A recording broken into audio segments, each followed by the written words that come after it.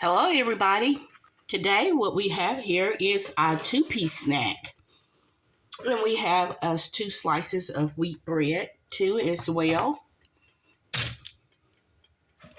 And we're going to go ahead and give ourselves some homemade barbecue too. These are very easy, delicious recipes and videos that y'all are watching.